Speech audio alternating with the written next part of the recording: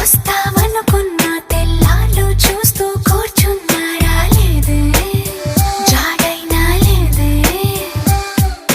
రెప్పల బయటే నేనున్నా, అవి మూస్తే వద్దామనుకున్నా. పడుకోవే పైగా తిడతావే.